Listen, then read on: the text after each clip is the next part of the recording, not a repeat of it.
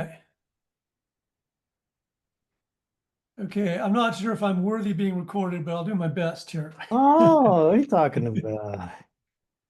I'm Is it really working? looking forward to hearing your thoughts on this. Yeah. So I don't know if you want me to go kind of sequentially on these questions. I think the first question really that I'm dealing with most with authors is authors whose books were stolen by AI, large language models. Um, Facebook used this book three. Um, data set. And when I was trying to, I'm not currently subscribed to the Atlantic, so I was trying to search if your book is on there, so I didn't get a chance. Have you searched for your book or your books? On Amazon, or what was the No, on the book Facebook? three data set. No, no, what's that? Okay, well, let me back up. Okay, so Facebook, so Meta, doing this large language model called Llama, used something called the book three data set, which is a data set of about 180,000 books that was posted to GitHub a few years ago that people use for training large language models. So Facebook had internal discussions about whether they should try to license books from publishers or Hmm. whether they should just take this data set and use it. And they decided it would be too difficult to license books, and so they went and just took it and used it. So many of my authors have, 10 or 20 books on this data set. Many of the, for dummies titles are on there. Just everything you can, Stephen King is on there. Everything you can imagine is on there. And if you can go to the Atlantic, and I maybe I've looked at this article too many times, I've got to resubscribe to them, but the Atlantic posted 3 or 4 different articles about the book three data set, excuse me, kind of explaining what books were included. And so basically, Facebook used this data set to train their AI, but without any compensation at all.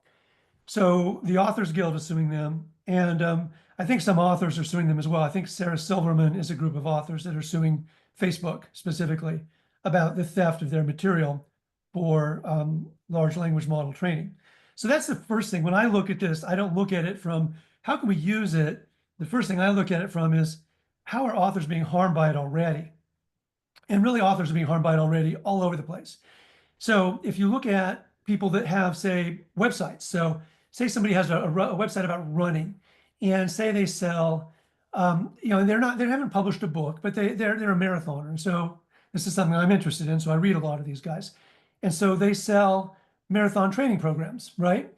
And they blog about it a lot too. So you could actually go, and if you went and you scraped their blog and you scraped all their posts, you would probably be able to find enough to put together a marathon training plan.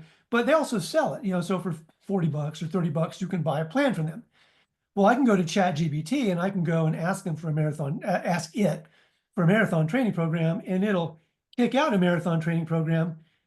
It might have some errors in it, but it's going to be pretty close to what these people have been selling. So, number one, I go to ChatGPT or I go to another language model and I ask this question, say at Google, and I guess their model is Claude. So Google will say, well, here's a couple sites you can look at, or you can look at this as our answer right here. You can go look at the answer. So I can just bypass all these websites. All these creators have spent all this time from their expertise creating. And I can go to Google, and the very first thing I look at can be this, oh, we've kind of summarized all this data. Here's this data. You can just read this. And so first thing that's happened is that Google is stealing advertising revenue from every creator that created this material online, and it is taking traffic from them as well. So Google originally used to be, hey, you go to Google, we index you, you get traffic from us, you can monetize it with advertising, everything else. Now we've just taken your stuff and we're monetizing it, and people aren't even going to see you. Uh, Okay. They're not even going to see your website anymore. And you're not going to get any advertising revenue. You're not going to sell your marathon training program. You're going to sell diddly squat.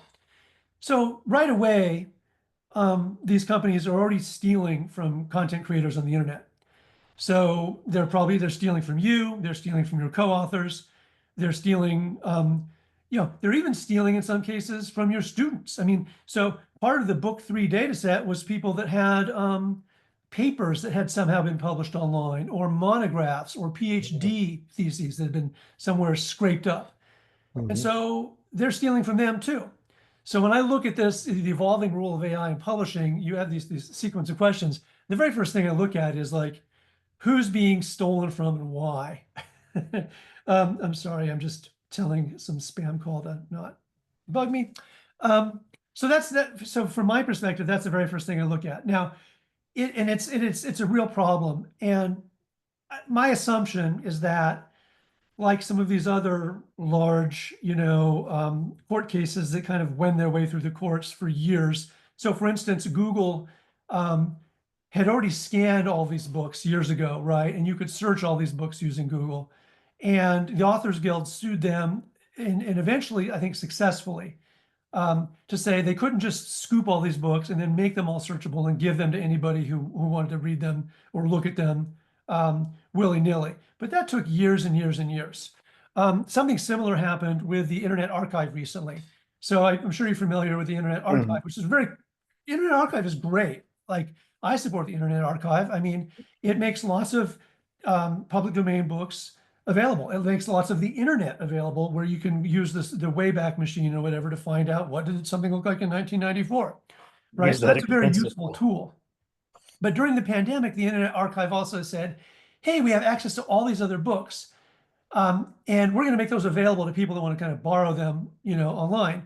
And these are books that are currently under copyright, currently being sold, currently available at Amazon or some other place, and currently available actually at many libraries, actual libraries already that pay a license. But the Publishers Association, I think it was the APA, said we don't want this to, this shouldn't stand. They shouldn't be able to give away books that we already license to libraries, we already sell at Amazon, and they're in copyright. It's taking money from authors. And I think they won that. And I'll make a caveat as I say these things. I'm not an attorney, so I don't follow the ins and outs of all of these cases, but I believe the publishers won that case. And so the Internet Archive complained about it, but they had to pull the access to all these current books that are currently in print from their library. So that's kind of another thing that's happened recently where we look at this really big issue of fair use and what's available and where authors have written something and are they getting compensated for it? So as an agent, my very first thing is always, are we getting compensated for something?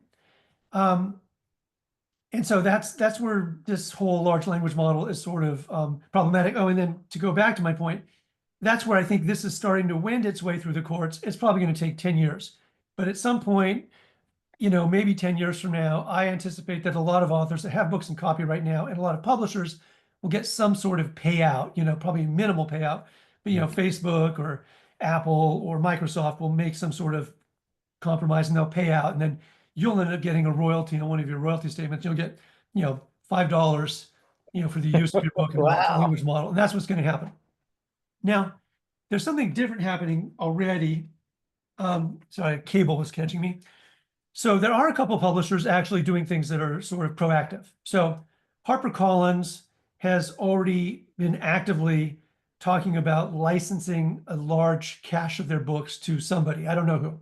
So they're doing that on their end. They're saying, okay, we're talking to a large language model. We're licensing our books to them. John Wiley has done this for about a year now. So John Wiley and Sons, which publishes a lot of books. They have professional journals and professional titles, and they also have for dummies and lots of kind of low-end consumer titles.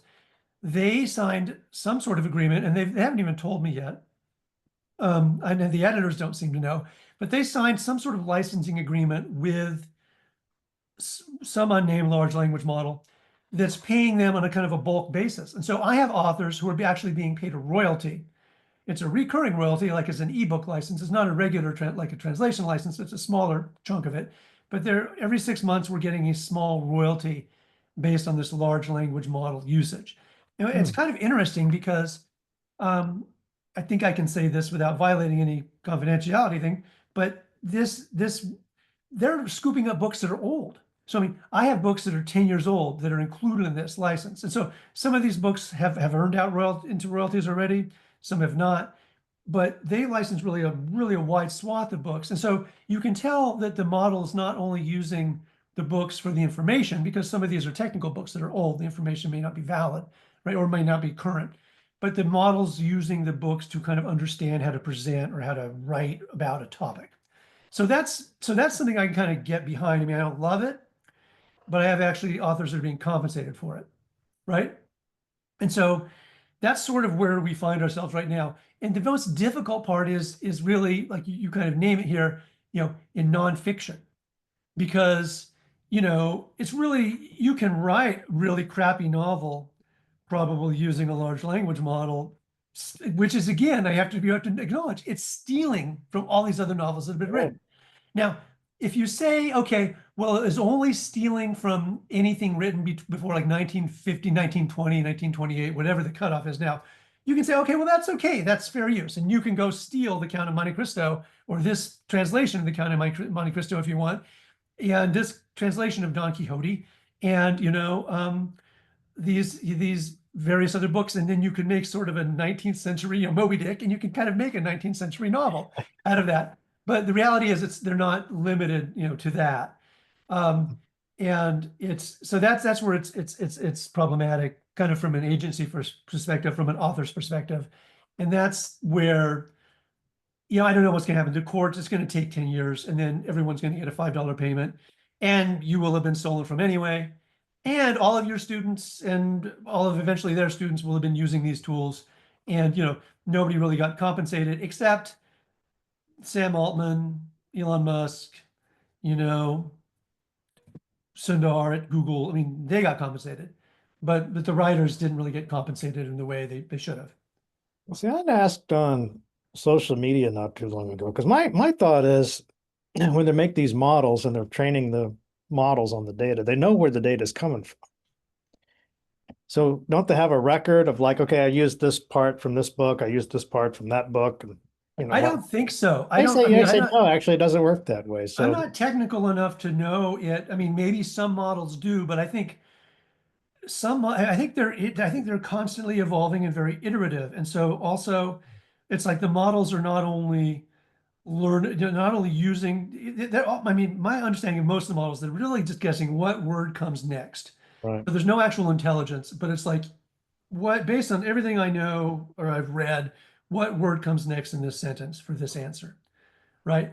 But there is something iterative about it because as people interact with these models, there's probably also some sort of learning process of like, oh, what I've already answered this question, and then the person user I spoke to was asked this next question, and so they might incorporate some of that learning, I mean, I'll call it learning, in their answers. But I don't really know from a technical perspective, how they learn. I think there's several different ways, like DeepSeek, this Chinese model, I think learned in a different way than ChatGPT, you know, using a slightly different method. But I don't know enough technologically to explain or understand how that is. But it's an interesting question. Um, and that's what I think we're all grappling with and figuring out what that means for us, you know. Look it So up. Yes, I hadn't even considered the kind of stealing you were talking about when we started this. I mean, some of the authors I've talked to about it say that what happens is they'll publish a nonfiction book, right. and 5 minutes later, there's a so-called workbook.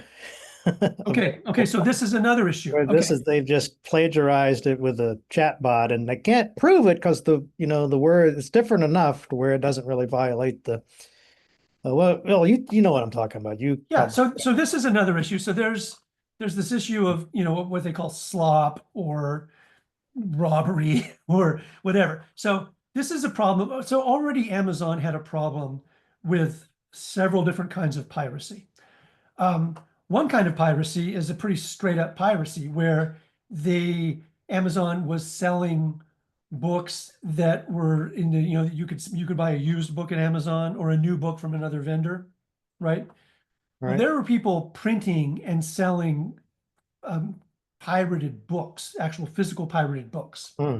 So Bill Pollock at No Starch has been fighting this quite a bit because he has books that had some really interesting features. So he might do a book with a really cool cover. It might have a lay flat binding, which is kind of expensive to do, and it's kind of an expensive, sophisticated book to print and to ship and to do everything else.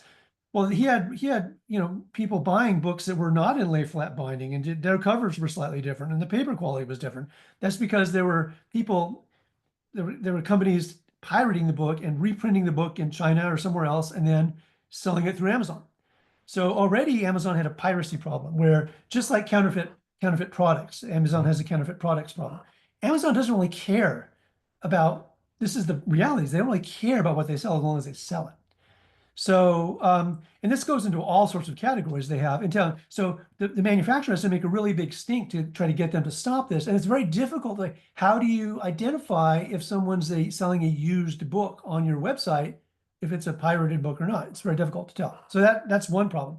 And then the second problem is this workbook or repackaged book. And there's like, I've seen a few people, I think one in particular from India, where I had an author that did a book, a time management book, and then you see a different time management book out there that has a slightly different title, but it's almost exactly the same material. And it's published by this author, again, quote, from India. I'm not picking on any country, but that's where it was in this case.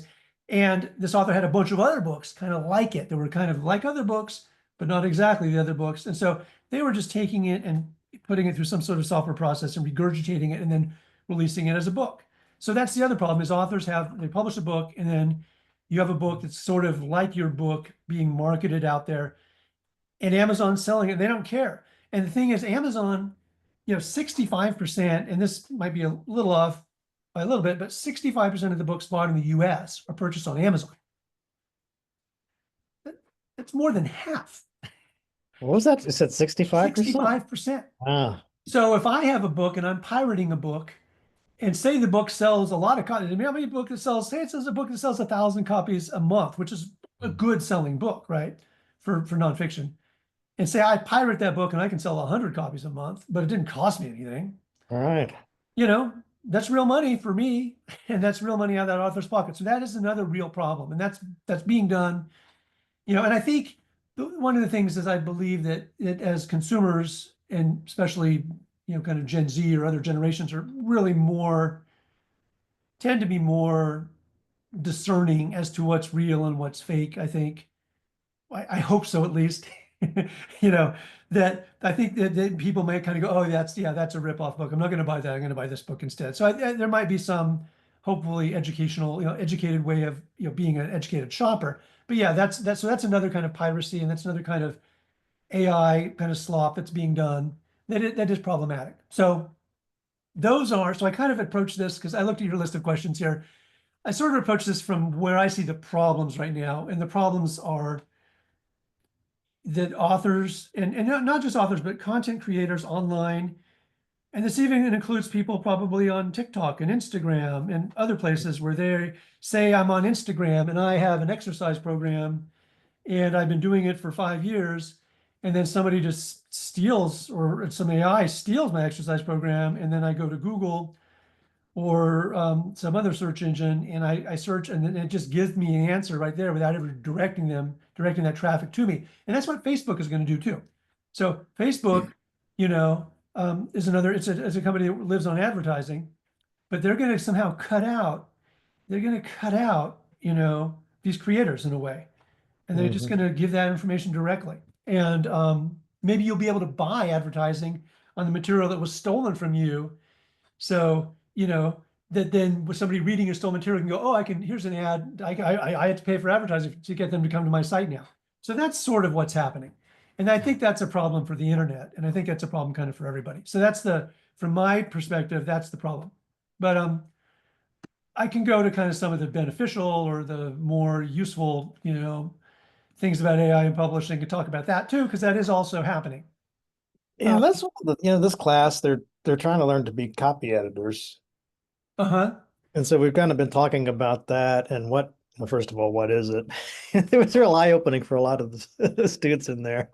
Right. To get into it. And they're like, well, at first they were like, well, can't a computer can't the AI just do this? And I would be interested to see what your thoughts are before I give my opinion. Yeah, I think an AI can do a lot of it, but the problem is it's going to end, and everything's going to end up being kind of more homogenized in a way. So I have a couple clients. I have one client who's a native Italian speaker, and he speaks English pretty well. But he had worked with another author on a lot of books, but that author passed away. So he's doing a new edition of his book right now. So, and he writes about AI and machine learning, actually. So he's in this area already. But So as a writer, what he is using is he's using Grammarly Right. to have one pass on his. He's not using any AI to write his manuscript because he's an expert. This is what he does. But he's using Grammarly to check his text before it goes in. But when it goes in, it's still going into a copy editor that works at the publisher. So the copy editor at the publisher has a very specific job because the book is in a particular series, has a particular tone and voice, has a particular style guide, has a particular kind of aesthetic. So the copy editor at the publisher has to make sure the book fits all these things for that particular publisher. So it's possible, it's possible that publisher can increasingly use AI to outsource some of their things they do. Like they might be able to use AI to do a first pass on a copy edit. Mhm. They might be able to use AI to do a pass on their index, right? But they're still probably going to want a human to look at the index and look at the copy edit to make sure it really fits what they're doing. So Mhm. I can see there's a labor saving. So there's labor saving for my author that he can, as a non-native speaker, he can use this as a labor saving device to make sure there's things he's going to miss in American English. He doesn't speak American English, he doesn't write American English, but he can double check it using Grammarly. But then it goes to an editor. The editor can theoretically maybe do some things with AI, but it still needs to check everything to make sure it works. So I see that, yes, I think copy editors. I think another there might be reduced work for copy editors, but it's not zero work. Um, there might be reduced so copywriting, which is a little different. So there's lots of companies that hire copywriters. So basically, the copywriter is somebody who writes advertising copy, basically, marketing copy, promotional copy.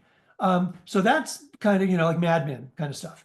So Mhm. there's still people, there's still going to be Mad Men sort of advertising executives out there, and there's going to be a job for the people who know how to do it best, because that thing that you make something that you go, oh, where's the beef?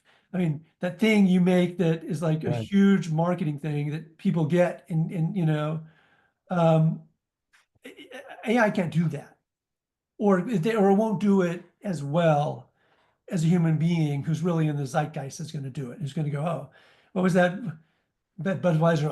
What was that Budweiser commercial? Was it a Budweiser commercial? That beer commercial? People go, They're ah. really terrible at telling jokes. I It mean, was it's awful. very But yeah, funny. yeah. But that was, but yeah. So AI is not gonna be able to do that. But so for copywriters, there's still a job. But for, like, say, a mom and pop, like I have a small grocery store and I want to write some marketing copy, I'm going to use it because I can't afford a copywriter, and it's just going to do probably good enough for my particular need.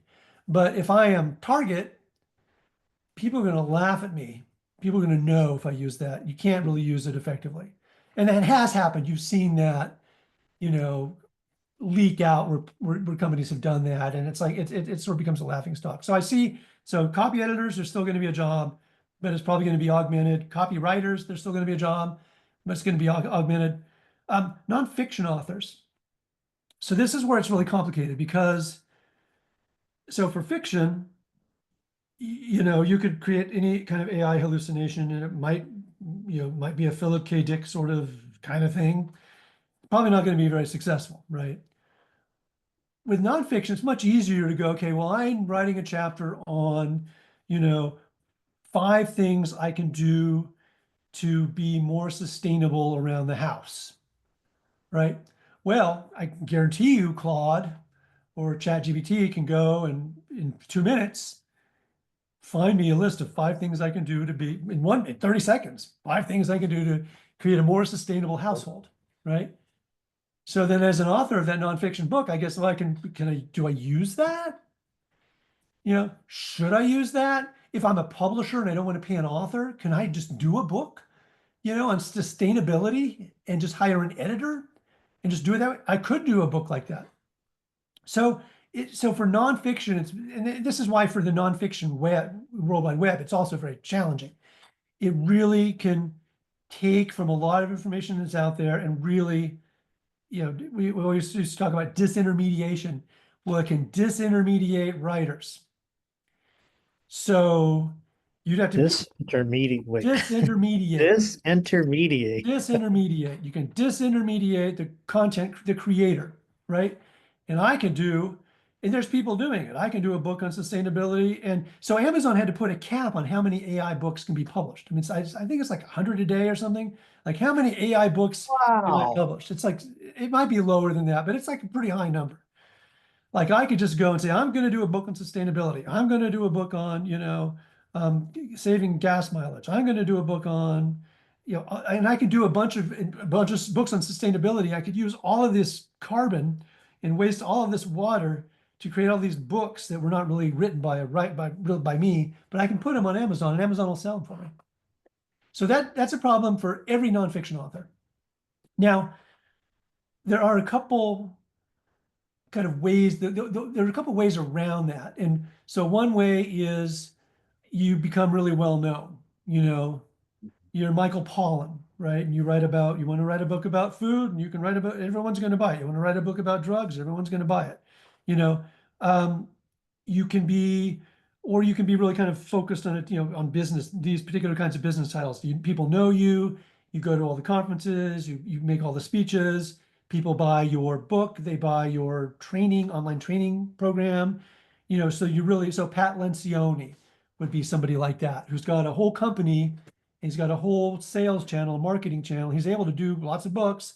He sells lots of books through Amazon and Barnes and Noble, but he also sells lots of books directly, and they're packaged with his speaking, training, other books, other stuff he does. So that's one way to do it. So you got to become famous, right?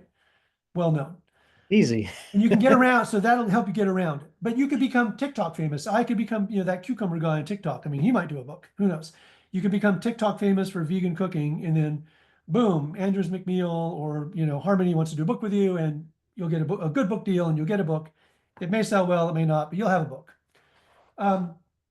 The other way you can do it, as if you're sort of um, like a lot of my writers, I wouldn't call them, I mean, they're not blue collar writers because they're not blue collar, but they're not famous. I have a lot of mid-list writers that are subject matter experts, right? And they write about something they really know about and they can communicate about and they teach. So like, you can work with a series. So like I have lots of books with the Dummies series. So Dummies has, the ability to market and sell books. They have the ability to get books on shelves. And so you might not get paid as much as if you were a famous author doing your fantastic book on cucumber salads, but you can do a book, you can have somebody kind of protecting your intellectual property a little bit and paying you for it. So that's another way to do it. You can do a book with an established publisher who has a series and ability to market and platform their books and to sell them. So that's a way to get around it as well. But there is, and the reality is too, I mean, if you do have a really rabid market these days, say if I have a really rabid following and it's say 50,000 people that follow me on Instagram, it might not be enough to really do a trade book successfully with say a Random House. And it might not be a topic that say Dummies doesn't want to do, you know, but if I can get 5,000 of them, if I get 10% of them to buy a book, well, I can use these tools to help me write, edit, design a cover for, and self-publish a book on Amazon. And if I can sell 5,000 copies of a book and I can make, say if I sell it for $10 and I make $7 a book, it's $35,000. That's a way you can use these tools, and you can honor what you're doing and you can do it well and do it honestly, but you can use the tools where you can to kind of improve your writing a little bit, help you with copy editing, and then you can self-publish it on Amazon. You can probably use similar tools to market it, and you can actually make some money. So that's one way an author could be kind of empowered to use tools, and they might not be famous, but might be just famous enough they can sell 5,000 copies. That 5,000 copies is Yeah. probably a decent chunk of change. And that could be a spot there too for somebody that's maybe good with copy editing. If they learn that process really well of how to put a book on Amazon, This is something they could help people.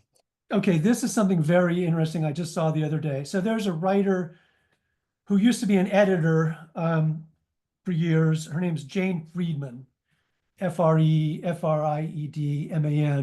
and she's been writing about self-publishing for probably 15 years. And she helps self-publishers and small publishers, and also people that want to find a traditional publisher who writes books about how to do it, how to work in publishing. But she actually posted recently that I guess Amazon has made it very, there used to be a lot of these third-party people that would help people publish their books on Amazon. But apparently Amazon has been kind of cracking down on that. So it's very difficult if you're not the person that owns the IP. I just saw this thread on it a few days ago. It's increasingly difficult to be the person providing those third-party Cracking services. down. Why would they crack down on that? I don't know. I think it's to maybe prevent piracy, or maybe it's a data, maybe it's to know that the person they're dealing with is the person they think it is, or something. But Mm, apparently it's become a little bit more difficult for these providers of these services to do this particular job. But yeah, that has been a thing. So there's another sort of realm of hybrid publisher where say I'm an author and I've got a decent platform and I've got a little bit of money to burn and nobody wanted to buy my book, but I want to do a book that looks really professional and is copy edited and has a professional cover, not self-done. You can work right. with something called a hybrid publisher. And a hybrid publisher is somebody also that specializes in doing this exact thing. They do take up all the functions of a publisher, copy editing, sometimes developmental editing, um, cover design, template, production design, all of that stuff. And you pay them for all these services. And this is a little different from vanity publishing. It's a little bit more, there are some that probably come into the line of vanity publishing, but you pay them and they publish a professionally published book for you. In most cases, you hold the copyright still. So you would publish the book with them and they publish the book, they market it. There's Greenleaf is a big one of these. They're out of Texas. They've done this for a long time. They publish the book for you. And then once you earn royalties on it, just like you would a normal book, but you Mm. pay them for the actual services they provide. And the services are copy editing, production, cover design, and some marketing generally too. You might be paying them a marketing fee for putting the book in your catalog. You might pay them a marketing fee for other stuff they do, but then you They actually get actually a, marketed for you. That's pretty cool. yeah, yeah. So that's another, that model is kind of in between. It's not, but the model of just taking the book and helping someone self-publish on Amazon, I think you can still do it, but I think it's been more problematic lately. I don't know why. Again, I noticed this, and Jane Friedman, she was writing about this just a few days ago, either on Blue Sky or Threads or one of those platforms, maybe LinkedIn. So Yeah, it was just a thought I'd had. I know a lot of, I don't know about here, but at USF, it was fairly common to hear about people who would help people with their thesis or dissertation, right, copy editing that. And I guess it paid, basically they're a consultant, right. charging a consultant fee. Well, that's interesting. I hadn't thought about those. So thanks for that. Mhm. The students will be checking that out. Do you have time for one more question, Matt? Or you? Yeah, I have time for two questions actually, and I have if you want them, and I did want to talk about this question Oh, number right. 5, AI and educational publishing, Oh, well, even better. That's which one? and LinkedIn, and kind of The what's happening LinkedIn there. one was a. That's the one I would really like to hear. Yeah, so it's sort of interesting. So I have people, or I've encountered people kind of using AI in two ways. Number one, I'm getting a huge number of books, that book pitches, queries where people have written a book with AI, and they tend to be Hey, wait a minute. What? The they've pitch written a was book written like by AI? interrogating AI, like how I became friends with AI, Oh, how it helped me escape my marriage. That's one. Or I interviewed AI about consciousness and what I've learned, and here's a record of our dialogues. So it's a sort of weird thing where people think, well, I had this interesting idea to have a conversation with AI, and then I had this interesting conversation, and I wanted to make it a book because I think it's like I'm all of a sudden I'm Kant or somebody. So I'm seeing a lot of proposals like that. Um, and I think that's kind of probably a poor use of AI, and I think nobody's really interested in writing that. Now, there might be an exception to that. So if, oh, Cormac McCarthy, I mean, he rest in peace. So Cormac McCarthy died last year. Now, if Cormac McCarthy wanted to write a book about his dialogues with I bet he would do an interesting job. But most people I don't think would, because I think it's something, there might be somebody that does it, but I've had a lot of pitches like that. So people are using AI that way because they think they can build a book talking to AI. And I'm sure they can build a book talking to AI, but it's actually like, how most people like dreams are really fascinating, but really listening to somebody else's dreams really are not that interesting.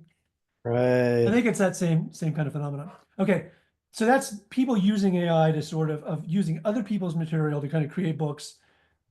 Not that interesting. In LinkedIn, here's what's interesting. So LinkedIn has a huge library, 18,000 courses maybe, and so and then a even larger number of seats of things of millions of people interacting with these courses. So they have the ability to look at how people interact with stuff. And they also have the ability to kind of craft things that hey, this is a really interesting course, or we can give people the opportunity to have conversations Mhm. kind of about how do you deal with a difficult boss? Like, here's a course on how to deal with a difficult boss. We can feed that to an AI and all our other courses on difficult bosses. And then someone can interact with that and say, well, my boss, does inappropriate things and really doesn't respect my boundaries. And how do I deal with that? You could ask the idea was you can ask the AI this. So LinkedIn, which is owned by Microsoft, which obviously has a big investment in Chat GPT, OpenAI, um, has integrated AI into many of these courses. Any of the courses that have like a conversation component, especially. So like I have a course on quick scripts for difficult conversations. Well, if you go to that course now, not I, but one of my clients does. If you go to that course now, like after 2 or 3 movies, there'll be a little box. Hey, do you want to try a difficult conversation? Do you want to Oh, to do this? Do you simulate it. want to test out what you've learned? Hopefully it. You can do that. Um, they're going to integrate this with lots of their courses. And they already are sort of in a backwards way, but they're also going to start creating courses that are going to have this sort of functionality built into them. So I can see that as a very useful way. So some authors, for instance, fed their books to ChatGPT. So on purpose, I fed my book to ChatGPT so you can use ChatGPT to ask my book a question. And that was, they did that on purpose. That was their own, that was consensual Mhm. uploading of their book to ChatGPT. That's cool. I like that. I had another author that asked me, "Hey, I think I want to make an AI of myself, and I want to feed my books into it, and I want to sell that AI." I said, "Well, that's really cool, but the reality is, I can probably go right now to ChatGPT and ask ChatGPT what you would say about this, and because you've been publishing on the internet for so long, and because your books were already fed to book 3, it will tell me. So you might be able to create a bespoke AI, but I bet you I can already recreate that online, and you're not going to Yeah. get a dime for it." So, which is true. But with LinkedIn, because you have sort of a walled garden, they can do this internally. Mhm. I have another client at LinkedIn who's got a lot of courses there. And so what he is able to do, instead of going and saying, I'm thinking of a course, or I want to create a coaching, you know, bot. And so where somebody might go online and say, well, help me create a coaching bot for this topic. He can say, wow, I've already created 3 million words on this topic. I can feed all of my scripts to this. So I'm going to feed my scripts to this. All right. And now using just my library, not anybody else's, I want you to create a bot for me so I can interact with my courses. So he can do that. That is ethical. He can monetize it. It's his material. Mhm. Whoever he licenses it to can pay him for it. That to me is like the best. I mean, that's like the best outcome. So someone like if I was Kim Stanley Robinson, I imagine you were familiar with Kim Stanley Robinson's, he writes about ecology a lot. He's a science fiction writer. Yeah, science fiction. That's just what I Yeah, was. and he writes a lot of books about, kind of future books about climate change. And he wrote the Red Mars, Green Mars, Blue Mars, Red Mars, Green Mars, Blue Mars trilogy back in the 90s. He's a speculative science fiction writer. I could see, he'd be an interesting guy to run all his stuff through something like that and create, hey, could you help me create a game based on the ideas in my books? You know, and he could come out, there'd be something really interesting that would come out of that. Or if I was Stephen King, You know, hey, I want to feed all of my stuff to AI. I want to come up with the scariest dream you can imagine. You know, Stephen King could create some sort of interesting thing based on Stephen King's. He's Mm. got, you know, how How many books does 50 he have? million words. I have no idea what he has, but you imagine what he could build. So I think there's really interesting things that can be done ethically, and I think there's things that can be done, you know, creatively. And I do have authors that are using it for like things that are chores, you know, emails. Boy, I can't, how can I say this? How can I say this slightly nicer? You know, how can I say Mhm. this without sounding pissed off?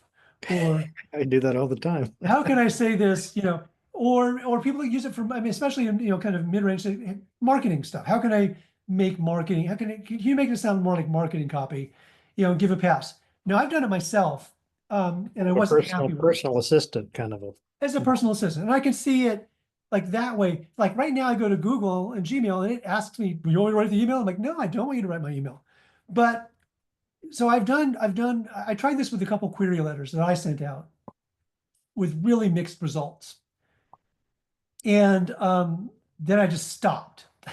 So I worked on a query letter and I said, okay, well, can I can I rewrite this, but kind of, you know, focus on that, and did a couple things. And I went and I did this one project. I sent out the letter, and then when I went and I looked back at my work later, I went, Jesus, that doesn't sound like me, and that sounds like AI. It sounds like other people, you know. And so I've stopped using it for things like that. I decided I didn't like it, and I already know how to do a query letter in my voice. And I don't, you know, I've looked at things to see, well, what would it do? And it would do this. Is there something I want from that? Not really. And it became almost too friendly and too chatty, you know. And like I think, well, this must be taking from how other people write letters. And I guess I'm not other people, you know. So I think if I was a writer, I would really be aware of using AI before I found my own voice. Mm, You know, I'd be that's aware of interesting. using it before I kind of knew kind of what I sounded like. Because I could make something. That's the thing. It's going to make something that sounds like everybody else. You know. So anyway, I answered kind of a question that I came up with. If you had another question, I'm happy to answer it. That's a good. I love this topic. I was just the chair of the department was just in here. We were talking about this very thing, but he brought up a question that I hadn't thought about before, and that is students who fear that they might be accused of using AI, even though they didn't. So they're like intentionally trying to make their what did he say they were doing? He said they would take their writing, feed it into an AI detection service. Right. So they're like doing that as a means of staving off, I guess, I think, accusations, yeah. I but they're mean, I kind of think feeding it at the same time, aren't they? the AI is. Yeah. Yeah, it's taking your stuff. So I think like my kids, my daughter's graduating high school now, but my boys also that have been a long time now. Even when they were writing stuff 6 years ago, they were feeding them through plagiarism machines just to make sure nothing looked Yeah, plagiarized. turnitin.com. Yeah, Turnitin.com. So I don't have an issue with that. I think that teachers need to find a way to integrate AI. But I kind of feel like it's hard to guess where we're going to go. Like I don't think just AI created material is going to be that interesting, even 10 years from now. But what's weird is that I think interaction with AI is going to become really popular. I saw some survey somewhere that what the most popular uses are therapeutic and companionship. Hmm. So in a weird way, like a doppelganger, I can see people using AI constructively, maybe as a loneliness preventer or as a companionship thing or as a therapeutic machine. Well, with writing, again, I was talking to him about it and how hard it is. Like if I'm writing a novel and I'm like, hey, I'm writing a novel. Would you like to read my novel? Yeah. And no, No, no, I got too much to read. nobody wants to even think about it. So Yeah. you can't get any feedback, but you have to have feedback or you're not Yeah. going to write a good novel. I mean, it's absolutely required. So yeah, you go to the AI and say, look at this chapter. It doesn't necessarily, you don't want it to write it for you, but it'll read it and give you some feedback, say, this is good, this is good. Maybe it'll even say, wow, keep at I it. do have a good answer for that though, that as my stock answer is I think for writers, when I talk to young writers especially, And find a writers group. Like if you're writing, werewolf romance, I guarantee you there are 40 other people in the world right now writing werewolf romance. They want to read your werewolf romance and they want to comment on it and they want you to read theirs. You can just choose any topic. Well, what was one of the weird? Did a book on ebooks years ago, and one of the weird. It was a weird subgenre. It was figure skating romance. There's hockey romance. There's all these Hockey subgenres of stuff, and romance. there's some, and Oh, it could be literary, but if there's a particular thing you're writing, there's a community of people writing that, and you can find online people writing similar stuff that will be happy to critique your stuff. And if not that, there's always like local writing classes, library writing groups, online writing groups, and actual just classes where you can get people to read your stuff. So I always suggest that as a good outlet too for that's you have just students. excellent advice. You have students looking for it. If there's anything they're writing, they can online at least they can find people doing something similar that would be happy to, be in an online writing group together. I'm pretty sure we found a site one time. I don't remember it off the top of my head, but it was exactly that. It was for an Mhm. aspiring writer, and they would match you up with I guess you had to review so many other things, and then Right. it would put you into the system. So I thought that's pretty neat. That's Well, a way. there's that huge site. I can't think of their name right now, but there is a huge site that does that a lot of teens read that the name escapes me. But yeah, it's a good model for somebody looking for feedback. It'd But probably be better than the AI yeah, as well. I mean, AI, it's cool and it's interesting. It's sort of fun, but it's like, Well, it's going to say it likes it no matter what, right? I mean, whereas right. you think one of these humans would be the one to tell you, Well, the yeah, difficulty with humans is getting honest feedback. yeah, Um, don't quit your day job. That's